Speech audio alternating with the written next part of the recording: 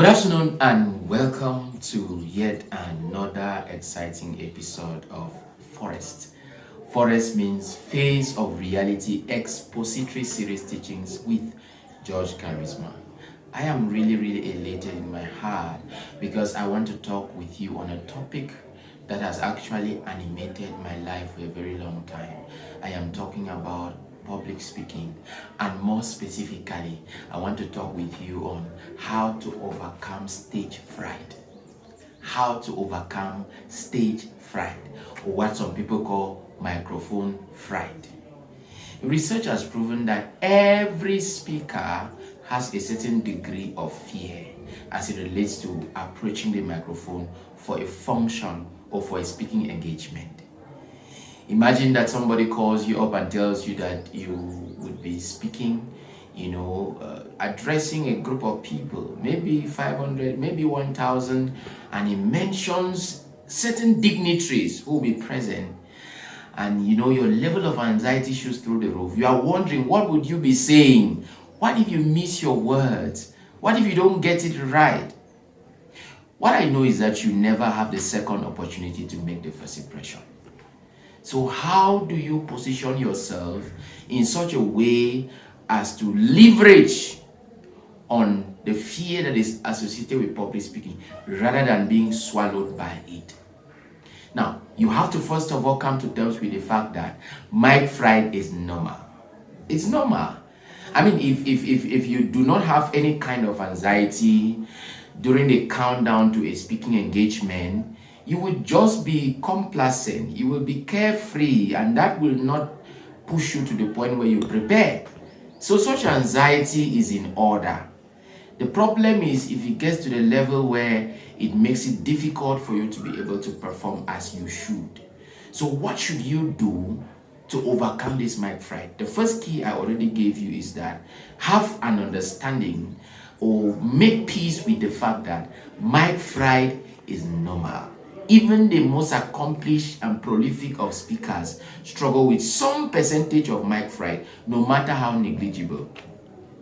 The second key I want to give you is practice. It has been said that practice makes perfect. The more you speak, the more you get acquainted to the stage, the more you use the microphone, the lower your fear to use the microphone. And we'll talk about practice. It's not just in formal speaking settings. You can practice informally. You can practice before your mirror. You can practice before your roommate. You can practice on your phone just to hear how you sound. The more you practice, the more you fight the fear of public speaking. Another thing that will help you to overcome the fear of public speaking is effective preparation. You are more likely to be afraid of an opportunity to speak if you did not take your time to prepare. Now, averagely, it takes about a week to properly prepare for a speaking engagement. It could be more. And that is why we appeal to program organizers that they should try to reach out to those they are considering as speakers for their programs ahead of time so that they can take their time to prepare before coming to deliver their presentation. So yes, if you take your time to prepare, you make sure that you cut your teeth and dot your I's, you have done your research, you have scripted whatever it is you are going to be saying, you have rehearsed it, you have gone over it over and over to be sure that nothing is left out, to be sure that nothing is included that should be left out. If you do all of that, you would be confident, you will exude confidence when you go to the stage. Another recommendation is that you should be punctual. Chances are that you would feel a little nervous if you step into an event where you are supposed to speak and then as soon as you get in, they tell you that it's time for you to speak. Your nervousness will get one notch higher.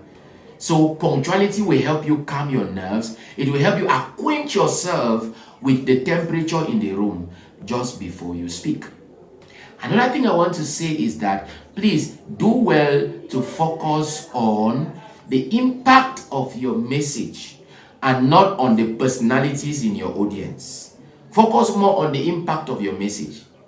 Now, you realize that no matter how many people are in your audience, and no matter the personalities that are in your audience, what you have to say will change lives if it is well said, if it is well packaged, if it is well prepared.